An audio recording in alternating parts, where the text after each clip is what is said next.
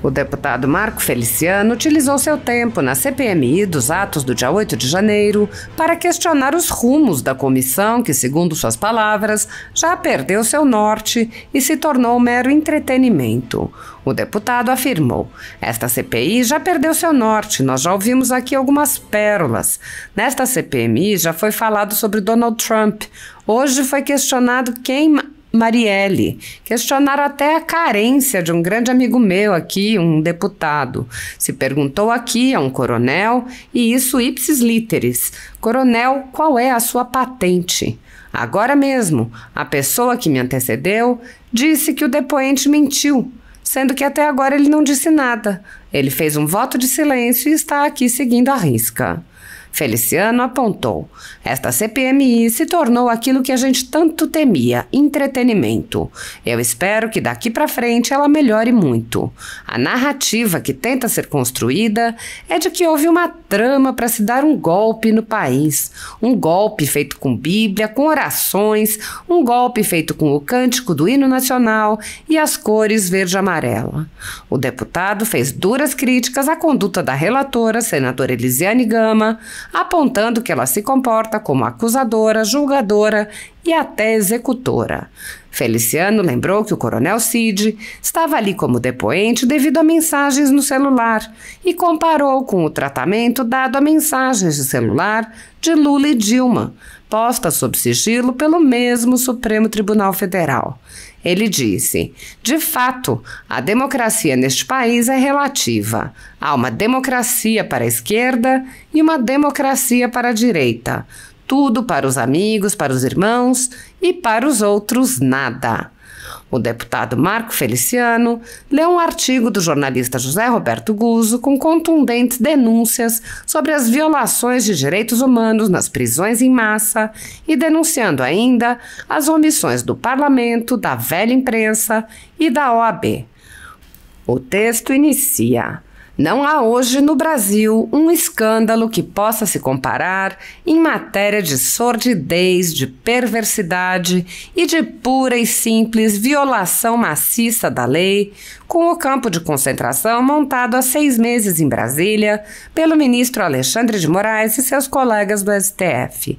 É a pior, mais extensa e mais prolongada agressão à Constituição Federal, ao Código Penal, às leis processuais e aos direitos essenciais do cidadão que jamais foi cometida na história do Brasil. Nenhuma tirania, militar ou civil, durante a colônia ou a república, cometeu uma infâmia tão maligna quanto a que está sendo cometida com as prisões políticas em massa, feitas no dia 8 de janeiro ou mesmo depois, pelo Poder Judiciário." O artigo explica: são sim prisões políticas, apesar do vasto esforço para escondê-las como atos de defesa da democracia. É simples: se as prisões só são mantidas porque os carcereiros usam a força armada para violar de maneira sistemática as leis em vigor no país, então elas são políticas. As pessoas não estão presas porque a autoridade pública conseguiu provar que cometeram crimes. Estão presas porque o regime, tal como ele é hoje, quer que fiquem presas. São inimigos políticos, têm que ser castigados. É assim que se faz nas ditaduras, é assim que se faz no Brasil de hoje." O deputado concluiu dizendo: "Peço desculpas ao grande jornalista Guzzo porque eu omiti aqui os nomes próprios que ele deu aqui de juízes e fiz isso com medo de ser punido. Eu, deputado federal, com medo de ser punido, citar nome e ter um alvo nas minhas costas. Não medo de ser punido eu. Eu posso ir para a cadeia. Medo de tocarem na minha família, na minha esposa, nos meus filhos, nos meus fiéis, na nossa igreja, porque o Estado de Direito no Brasil foi abolido." Dirigindo-se ao depoente, Feliciano disse: "Cid, que Deus te dê força. Com você estão minhas orações, as orações de minha família e de um país que sabe que hoje você está sendo julgado, mas um dia você vai ser considerado herói." Investigações seletivas estão comuns no país. No Supremo Tribunal Federal, o ministro Alexandre de Moraes conduz inquéritos sigilosos contra apoiadores do ex-presidente Jair Bolsonaro. Em um desses inquéritos, a sede da Folha Política foi invadida e todos os equipamentos do jornal foram apreendidos, após a Polícia Federal atestar que não havia motivos para qualquer indiciamento. O inquérito foi arquivado a pedido do Ministério Público, mas o ministro abriu outro inquérito de ofício e compartilhou os dados do inquérito arquivado. Atualmente, a renda do jornal está sendo confiscada, a mando do ministro Luiz Felipe Salomão, ex-corregedor do TSE, em atitude que foi elogiada pelos ministros Luiz Roberto Barroso, Alexandre de Moraes e Edson Fachin. Há mais de 24 meses, toda a renda de jornais, sites e canais conservadores está sendo retida sem qualquer base legal.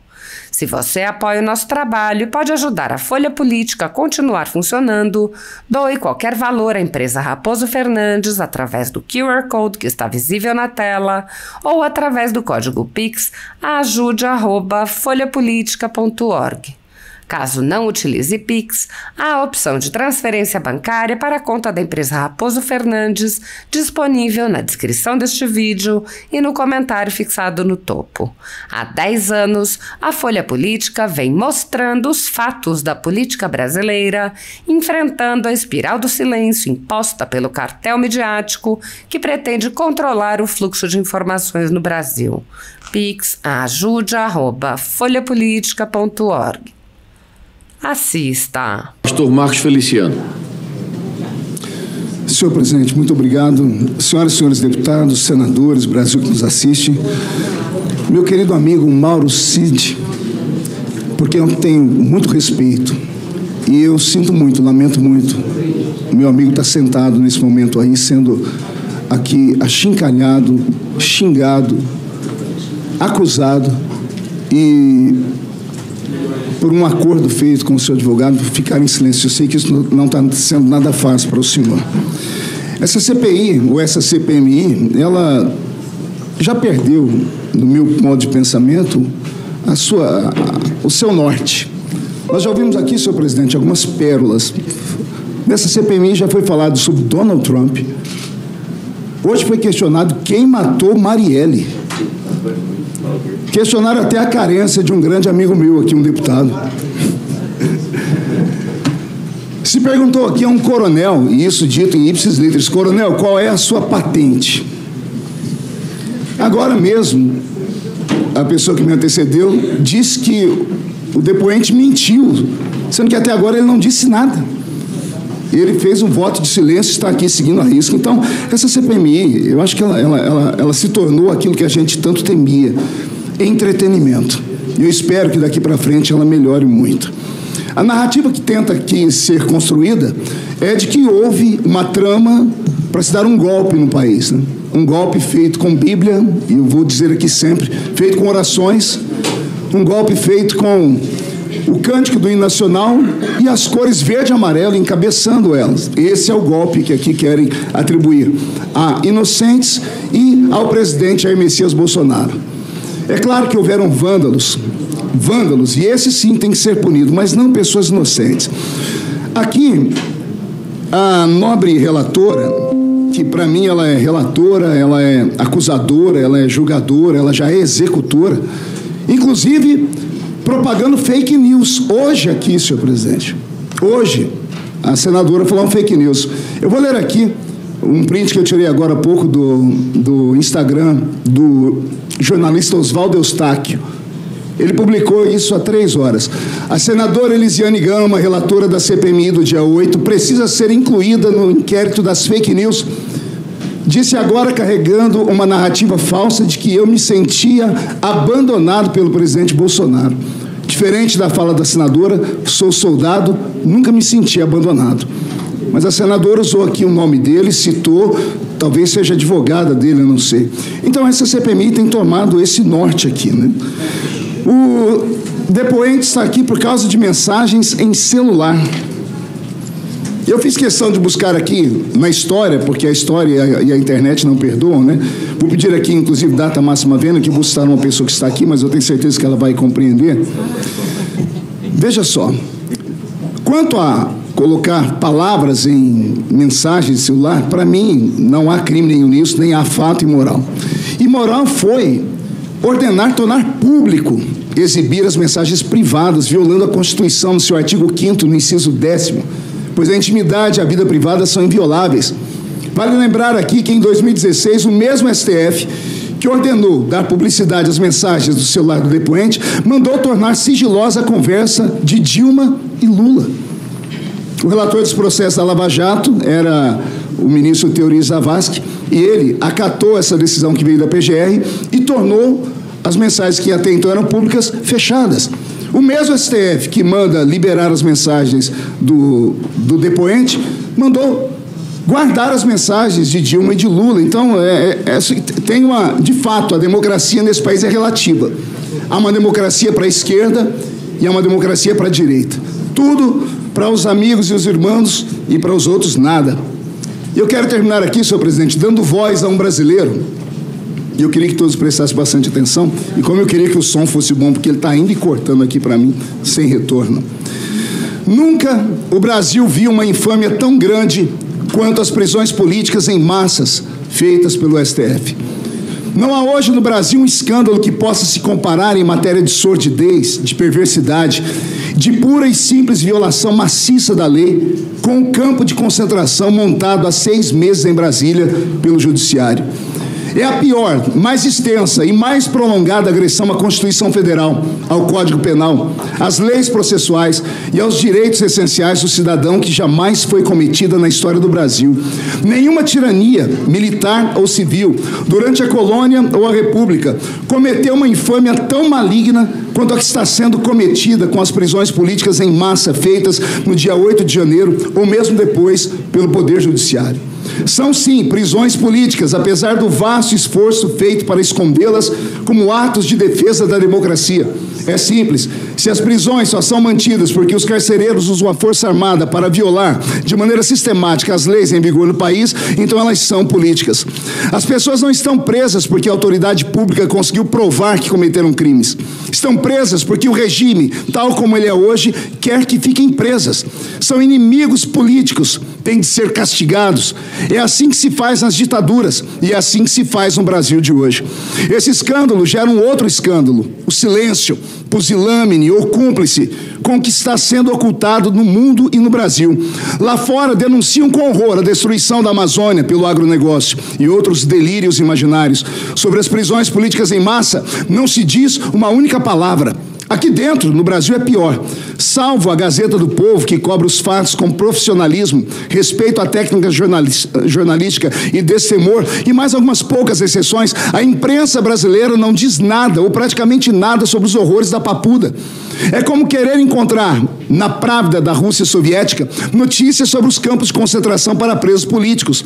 Mas a mídia não apenas esconde os fatos do público, mas quando diz alguma coisa a respeito, é para ficar a favor dos atos de repressão. É um momento único na história da imprensa brasileira. Os jornalistas são hoje os defensores mais indignados da perseguição política e da violação às leis pelas polícias do STF. O mundo político também se cala. Está fixado nas suas emendas do orçamento e outros interesses do mesmo tipo. Pior de todos é a Ordem dos Advogados do Brasil, que tem o dever mínimo de dar apoio aos advogados quando as suas prerrogativas legais são rasgadas em público e o direito de defesa dos cidadãos é eliminado pelo STF. A OAB já foi notificada 5 vezes pelos advogados dos presos a respeito das ilegalidades seriais cometidas contra os seus clientes. Não respondeu nada até hoje, senhor presidente. Está contra os advogados e a favor dos carcereiros. As vítimas, enquanto isso, seguem sendo massacradas. Há 250 presos no presídio da Papuda, no total. Foram detidas cerca de 2.000 pessoas, muitas delas sofrendo hoje a legal das tornozeleiras eletrônicas. É um cenário de pesadelo. Os presos foram denunciados, mas nenhum deles é réu. E nenhum deveria estar sendo julgado pelo STF, sim pela justiça comum. Já estouraram todos os prazos para que possam estar detidos. Quase todos são acusados primários, que pela lei tinham de estar soltos há muito tempo. Há pessoas que foram presas depois das depredações de 8 de janeiro. Uma, pelo menos, chegou a Brasília no dia seguinte.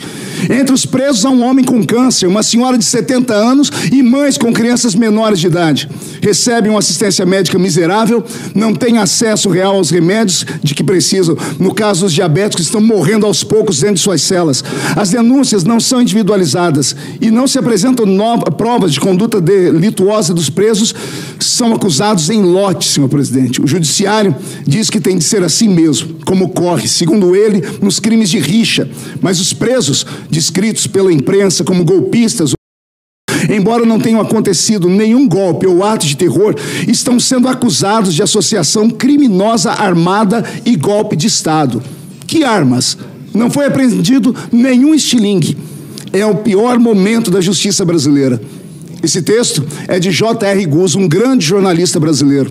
E eu peço desculpas aqui ao grande jornalista Guzzo, porque eu omiti aqui, na fala sobre o seu texto, os nomes próprios que ele deu aqui de juízes. E fiz isso com medo de ser punido, senhor presidente. Eu, deputado federal, medo de ser punido.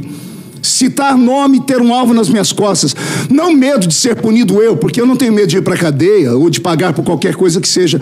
Medo de tocarem na minha família, de tocarem na minha esposa, nos meus filhos, nos meus fiéis, na nossa igreja, porque o Estado Democrático de Direito no Brasil foi abolido. Cid, que Deus te dê força. Com você estão as minhas orações, as orações da minha família e as orações de um país que sabe que hoje você está sendo julgado, mas um dia você ainda vai ser considerado herói. Que Deus te abençoe. Muito obrigado, senhor presidente. Muito obrigado.